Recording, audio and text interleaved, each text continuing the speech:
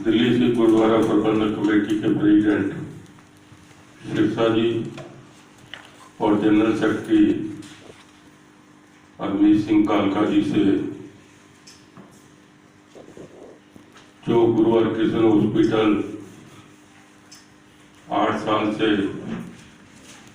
खंडर बना हुआ था, अभी चुनाव जो है वो नजदीक आ गए हैं, तो इन्होंने वहां पर जो इन्होंने 2013 में परमिशन वादा किया था दिल्ली की सिख संगत के आगे कि हम यहाँ पर जीतने के बाद अगर हमारी शिरोमणि अकाली दल बादल आती है तो हम यहाँ पर 500 बेड का हॉस्पिटल संगत को बना कर देंगे 4 साल के अंदर। पहला चुनाव जो हुआ था वो 2013 में हुआ था। इन्होंने 2017 तक वादा किया था कि हम यहाँ पर 500 बेड का हॉस्पिटल और साथ में ही उस वक्त के प्रधान जी ने कहा था कि यहाँ पर मेडिकल कॉलेज भी हम बनाएंगे। और इसके बारे में इन्होंने हर साल बीतता गया, दूसरा चुनाव हुआ तो इन्होंने फिर वादा किया था कि कानूनी अड़चन के कारण, वो कानूनी अड़चन भी इनके ही मेंबरों में डाली थी। कानूनी अड़चन खत्म हो गई, उसके बाद दूसरे चुनाव में इन्होंने कहा कि इस बार हम 500 बेड का हॉस्पिटल जरूर बना देंगे। लेकिन आज हैरानी की बात है, जो मैंने इनसे 10 क्वेश्चन पूछे हैं, पहला क्वेश्चन मैंने पूछा इनसे कि आपने जो डायलिसिस के लिए हॉस्पिटल खोला है वो एनजीओ को दिया है, उसके साथ आपने क्या जनरल हाउस से इतनी बड़ी जमीन किसी एनजीओ को दे रहे हो, कोई जनरल हाउस बुलाकर उसमें परमिशन ली?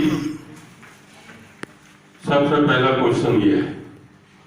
दूसरा मैंने इनसे क्वेश्चन पूछा है कि डायलिसिस के लिए दिल्ली सिख गुरुद्वारा प्रबंधक कमेटी खुद इंतजाम नहीं कर सकती थी, जो कि इन्होंने किसी एनजीओ को लीज पे दे दिया है, जो सुनने में आया है। तीसरी मैंने इनसे बात पूछी कि आपने जब कहीं पर डायलिसिस होती है तो उसके साथ जो आईसीयू के कमरे भी बनने जरूरी होते हैं, क्योंकि मरीज को अगर डायलिसिस के टाइम वो डायलिसिस को बर्दाश्त ना कर सके, डायलिसिस के समय उसको कोई तबीयत उसकी खराब हो जाए तो उसको इमीडिएटली उसको आईसीयू में ले जाना पड़ता है।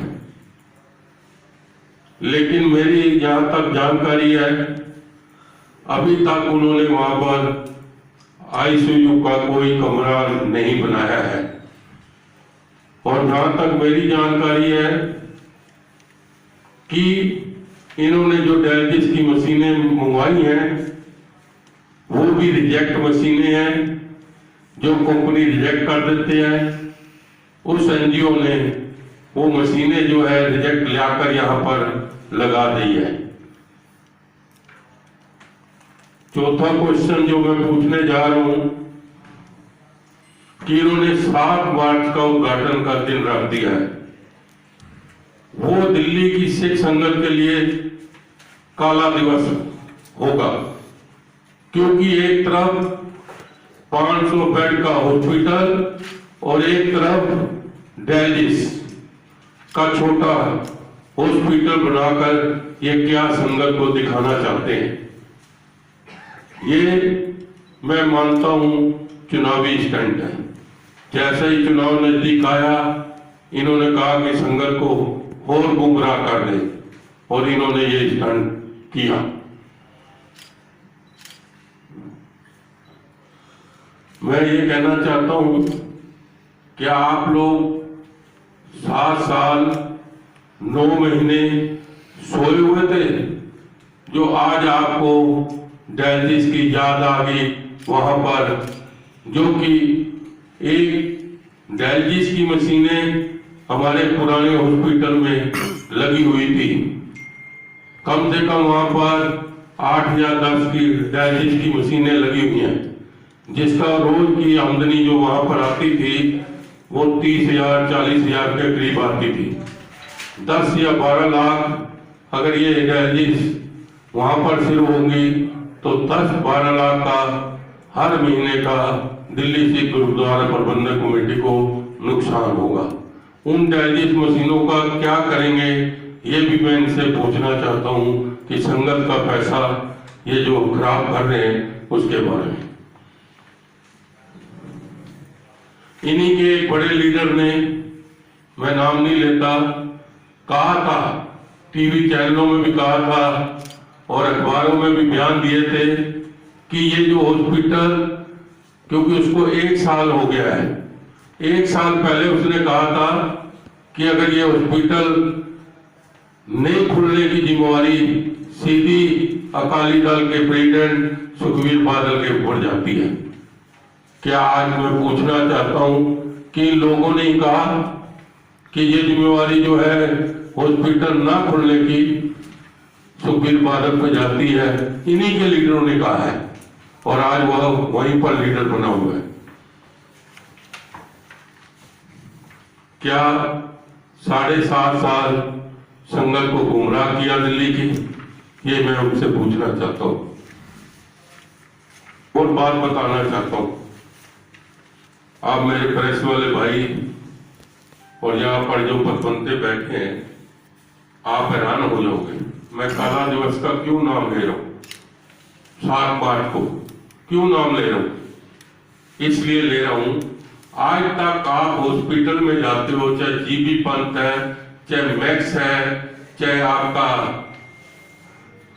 ऑल इंडिया मेडिकल है, चाहे ट्रामा सेंटर है, कभी आपने देखा कि फ्रंट में जहां से गेट से घुसते हैं वहां पर कहीं डायलिसिस की मशीनें लगी देखी हैं? आप बताओ मेरे को। आप हॉस्पिटल में जाते हो, कहीं कहीं दिन जाते हो, वहां पर आप कई बार कोई एक्सीडेंट हो जाता है तो आप पता करने प्रेस वाले जाते हैं, टीवी चैनल वाले जाते हैं। एक भी दिल्ली का हॉस्पिटल नहीं है जिसमें फ्रंट में डायलिसिस की मशीन लगी है। फ्रंट में क्या होता है, फ्रंट गेट के अंदर बढ़ो तो इमरजेंसी का बड़ा बोर्ड लगा होता है, इमरजेंसी कि यहाँ पर आप पहली जो, जिसको पहली स्टेज कहते हैं, किसी भी हॉस्पिटल में आज तक नहीं हुआ। हैरानगी की बात है कि इन्होंने जहां से गेट की एंट्री है वहीं पर डायलिसिस की मशीनों के लिए परमिशन दे दी। इसका मतलब क्या है? ये लालच है। इसका मतलब क्या है? करोड़ों की जमीन, जो करोड़ों की जमीन जो है एक एनजीओ को दे दी, जिसने वहां पर, ये तो 100 कह रहे हैं, 80 मशीनें लगाकर, वो भी डुप्लीकेट मशीनें। अगर मैं झूठ बोलता हूं तो जो वो सजा मेरे से आके बहस कर सकते हैं। मैं खुली चैलेंज कर रहा हूं। 10 पॉइंट जो मैंने दिए हैं, मैं इनके प्रबंधकों को कहना चाहता हूं कि कभी भी प्रेस कॉन्फ्रेंस बुला ले, आमने सामने बैठ जाते हैं, दूध का दूध और पानी का पानी हो जाए। इसमें एक बात भी झूठी नहीं है। जितनी बातें कही हैं आप जाके वहां पर देख सकते हो कि फ्रंट में, मैं दोबारा आपको कह रहा हूं कि फ्रंट में जमीन देने का मतलब क्या है? आपने अगर डायलिसिस का देनी भी थी, बेसमेंट में दे देते, आप बैक साइड दे देते। फ्रंट का देने का मतलब है वहां पर कारोबार होगा, कारोबार होगा। एनजीओ के एग्रीमेंट क्यों नहीं संगत को दिखा रहे? उससे क्या एग्रीमेंट हुआ है, उससे क्या हुआ, क्या लेन देन हुई है। आपने करोड़ों की जमीन दे दी।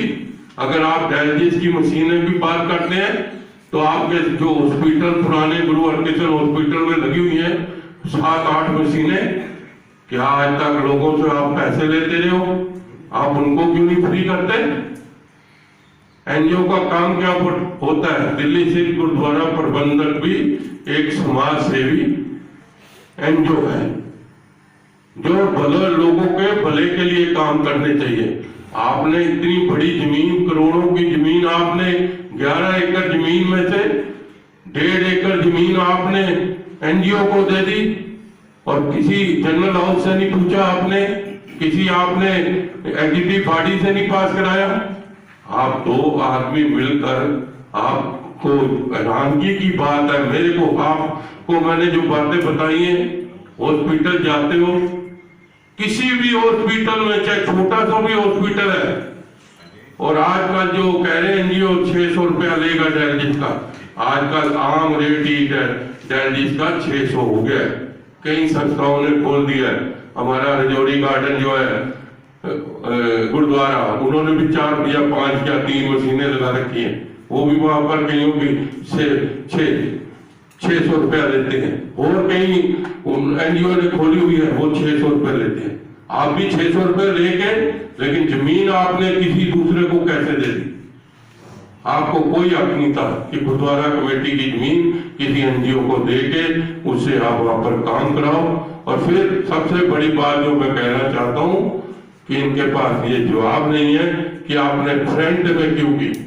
मैं बार बार कह रहा हूं, फ्रंट में क्यों दी आपने जमीन, इसका एक जवाब हो। कीमत वहां पता क्या है?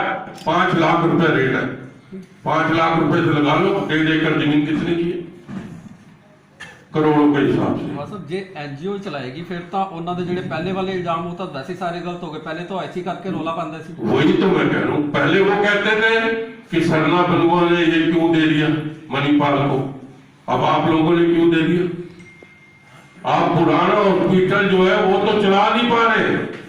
वहां पर पिछली बार मैंने कहा था एक्सरे की मशीन 6 महीने खराब रही, 17,000 रुपए का बिल नहीं पास हुआ।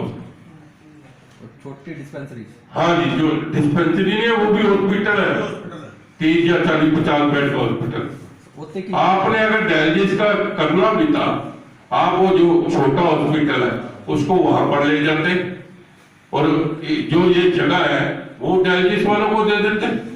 आपने रिंग रोड की लगी हुई जगह किस तरह उनको दे दी? करोड़ों रुपए की जगह किस तरह दे दी उनको? फिर मैंने बार बार अभी पहले भी कहा, क्यों बार बार एक बात मैं दोहरा रहा हूं, किसी हॉस्पिटल में, ऑल इंडिया हॉस्पिटल में, पूरे हिंदुस्तान क्या वर्ल्ड में आप चले जाओ, सबसे पहले गेट के आगे घुसोगे तो आपको इमरजेंसी का एक बोर्ड लगा मिलेगा, डायलिसिस का बोर्ड लगा नहीं मिलेगा। आज दिल्ली की संगत को गुमराह किया जा रहा है। अभी तो ये आज मैं इस पे बात कर रहा हूं, एक और आपको बात बताना चाहता हूं। किसी गुरुद्वारा प्रबंधक कमेटी में सेक्रेटरी के नीचे 3-3 सेक्रेटरी नहीं होंगे, एक सेक्रेटरी के नीचे 3-3 सेक्रेटरी, फिर 3 सेक्रेटरियों के नीचे एक और सेक्रेटरी। 7 या 8 लाख रुपया तनख्वाह प्रेसिडेंट के सेक्रेटरियों को जाती है, और इसके बाद जो जनरल सेक्रेटरी है 5 या 6 लाख रुपया उसकी जो नीचे स्टाफ है उसको जाता है। आपके जनरल मैनेजर हैं, आपका होल स्टाफ है, आपको इस स्टाफ को रखने की क्या जरूरत है प्राइवेट स्टाफ को? और मैं एक बात बता रहा हूं, और इनकी तनख्वाह पहले जीवन नाम का कोई था, अब तो हट गया, वो 80,000 रुपया तनख्वाह लेता था, 80,000। आप पता कर लो अकाउंट वाले से जाके। और उसके बाद जीवन सिंह, जीवन जो 80,000 रुपया तनख्वाह, नहीं कोई भी हो। हमने तो जनरल हाउस में जब ये बात उठी करप्शन की, वहां पर भी कहा कि जो करप्शन करता है उस पर FIR होनी चाहिए, उस पर कार्रवाई होनी चाहिए। ये तरिंदर मरवा था जिसने जनरल हाउस में सबसे पहले खड़े होके कहा था, जाके पूछ लो। लोग मेरे से नाराज हुए, नाराज अलग बात है, ये गुरु की सेवा है।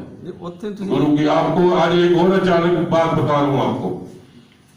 दिल्ली सिख गुरुद्वारा प्रबंधक कमेटी के अकाउंट में जाओ, अगर कोई चंडीगढ़ जा रहा है, जो लीडर कोई चंडीगढ़ जा रहा है, तो गाड़ी जो है वो दिल्ली सिख गुरुद्वारा प्रबंधक कमेटी के खर्चे से जा रही है। कोई अगर अमेरिका जा रहा है, अभी तो कोरोना करके रुक गए, नहीं तो अब तक 10-5 करोड़ का और कफला हो जाता। अमेरिका यूके जा रहा है, टिकट कहां से लेने हैं? दिल्ली सिख गुरुद्वारा प्रबंधक कमेटी। अमृतसर जा रहा है कोई, बसें कहां से जा रही है? मेंबर अमृतसर जा रहे हैं, बसें जो है दिल्ली सिख गुरुद्वारा प्रबंधक कमेटी के खाते से जा रही है। क्या बात है?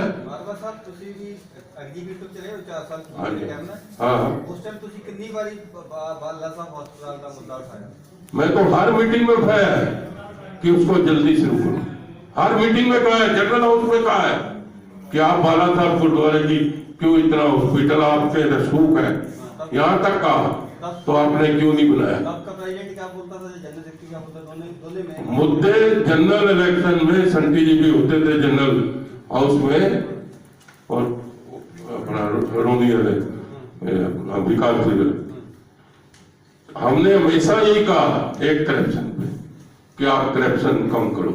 दूसरी, बाला साहब गुरु हरकिशन हॉस्पिटल शुरू करो जल्दी से जल्दी, 500 बेड जो आपने। तीसरी, मैंने ये कहा कि आप जो सेवादार हैं उनको जो हॉस्पिटल में है फ्री दवाइयां दो। जो सेवादार है, प्रेसिडेंट और जनरल सेक्रेटरी का क्या अभी बता रहा हूँ आपको, 2 मिनट में। मैंने यहाँ तक कहा जितने हमारे ग्रंथी सेवादार हैं, इनको बच्चों को आपके स्कूल है गुरु हरकिशन, उस पर फ्री शिक्षा एजुकेशन होनी चाहिए।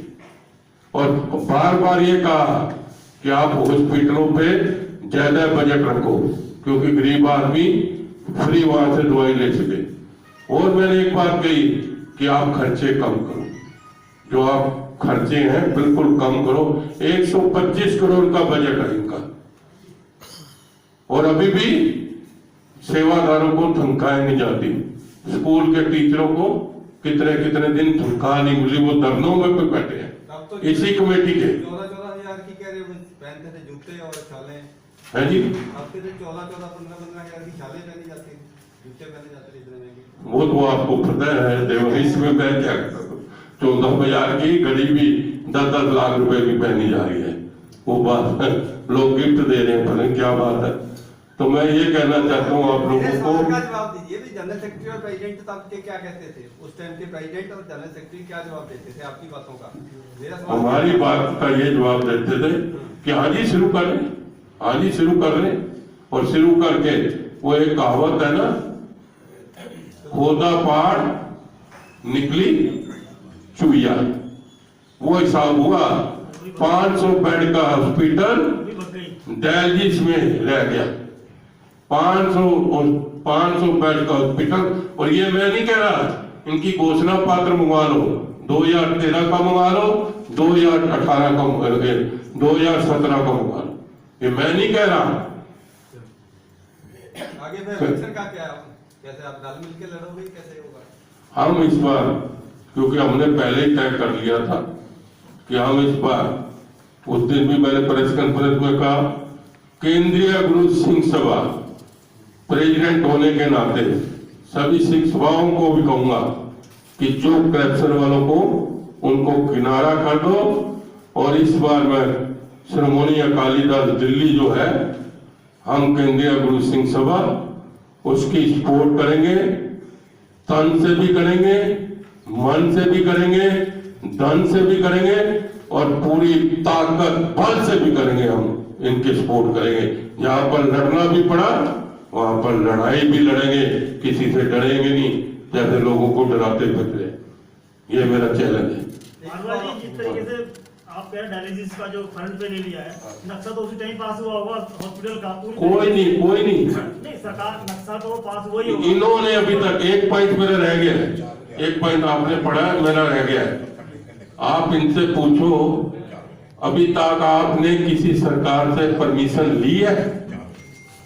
आप कोई भी मेडिकल कोई भी शुरू करोगे, आपको परमिशन लेनी पड़ेगी। केमिस्ट की दुकान की भी परमिशन लेनी पड़ती है। ये तो इतना बड़ा डायलिसिस या रिक्स है, या रिक्स है।